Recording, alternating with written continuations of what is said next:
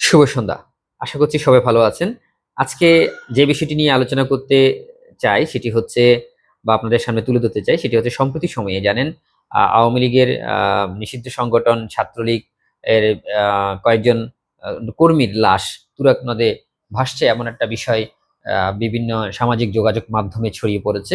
এবং এই সামাজিক যোগাযোগ মাধ্যমে বিষয়টি ছড়ানোর পর থেকে নানা আলোচনা সমালোচনা হচ্ছে। এই আলোচনা সমালোচনার মাঝেই কিন্তু আমরা আজকে দেখেছি বিকালে নাগাদ অর্থাৎ সন্ধ্যা নাগাদের দিকে পুলিশ সদর দপ্তরের পক্ষ থেকে একটি বিবৃতি দেওয়া হয় এবং সেই বিবৃতিতে বলা হয়েছে যে তুরাগ নদে ছাত্রলীগ নিষিদ্ধ সংগঠন ছাত্রলীগের যে লাশ ভাসছে সেটি আসলে সঠিক ঘটনা নয়, সত্য ঘটনা নয়।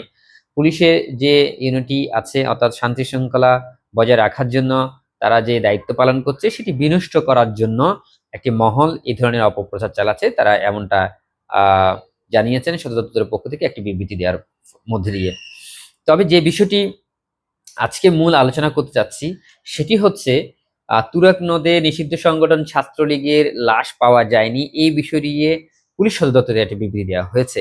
তবে এরই মাঝে কিন্তু সম্প্রতি সময়ে আরেকটি আলোচিত যে বিষয় সেটি হচ্ছে জেল হাজতে নিষিদ্ধ সংগঠনের নেতাকর্মীদের যে মৃত্যুবরণ বা মারা যাবার যে ঘটনাটি সেটি নিয়ে কিন্তু ব্যাপক আলোচনা হচ্ছে। তবে এই বিষয়টি নিয়ে হয়তো স্থানীয় পর্যায়ে প্রশাসনের পক্ষ থেকে বলা হচ্ছে বা বিবৃতি দেওয়া হচ্ছে, যেমন ফরিদপুরের যে ঘটনা সেখানকার স্পিড পক্ষ থেকে বিবৃতি দিয়েছে যে এটি অন্যভাবে মারা গিয়েছে, পুলিশ হেফাজতে হয়নি। আবার আমরা চট্টগ্রামের যে একটি ঘটনা দেখেছি, যুবলীগের এক কর্মী জেল হাজতে নিয়ে যাওয়ার পরদিন কারাগারে মৃত্যুবরণ করেছে।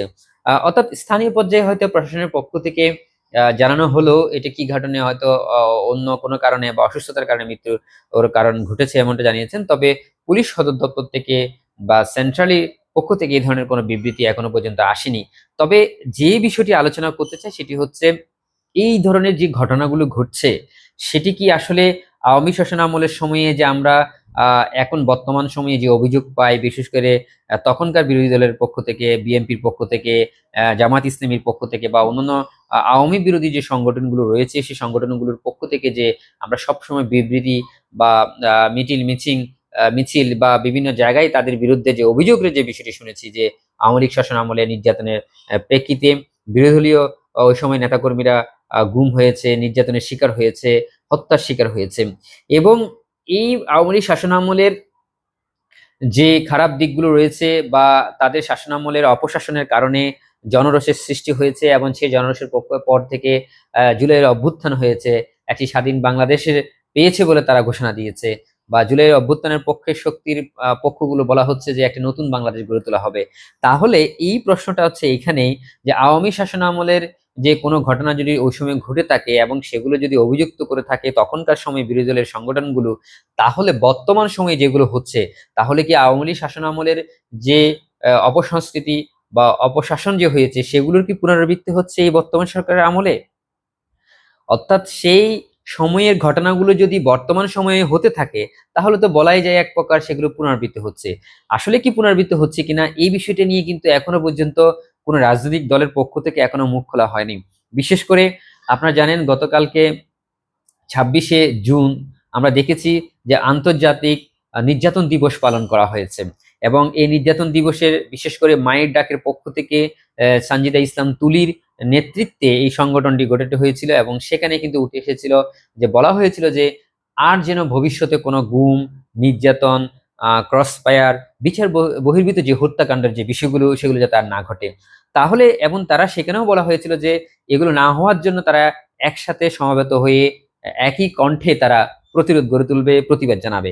কিন্তু সম্প্রতি সময়ে জেল হাজতে নিষিদ্ধ সংগঠনের যে নেতাকর্মীরা মৃত্যুবরণ করছে তাদের পক্ষ হয়ে বা এই ধরনের ঘটনার এখনো পর্যন্ত কোনো বিবৃতি বা কোনো প্রতিবাদ বা দুঃখজনকভাবে আহ, দুঃখ প্রকাশের যে বিষয়টি সেটিও কিন্তু জানানো হয়নি।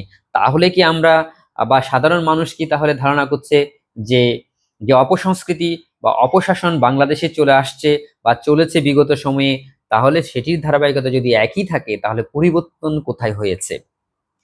সেটি আমার যেমন প্রশ্ন, আশা করছি আপনারা যারা দর্শক তারা যারা শুনছেন তাদেরও নিশ্চয়ই এই ধরনের প্রশ্ন থাকবে। আদৌ কি আসলে পরিবর্তন হয়েছে? ন্যায় বিচার কি প্রতিষ্ঠিত হয়েছে?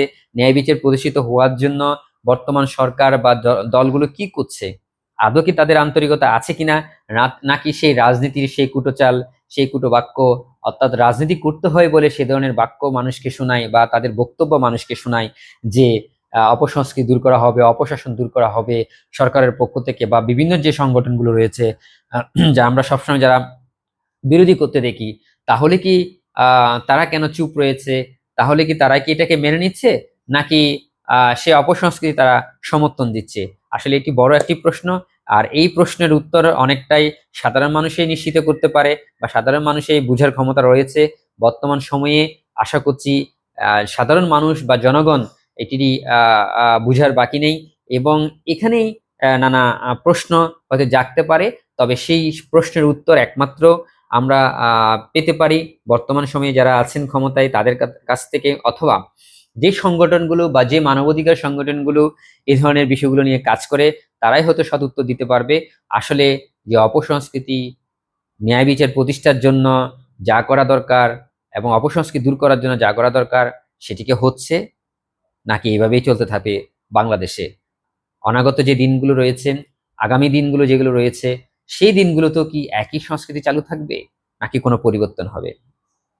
আজকে এতটুকুই, সেই প্রশ্ন আপনাদের কাছেই রাখলাম।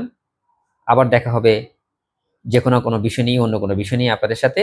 আপনারা সাথে থাকবেন, সঙ্গে থাকবেন, এবং আপনাদের মতামত দিয়ে অবশ্যই সহযোগিতা করবেন। ধন্যবাদ সবাইকে। শুভরাত্রি।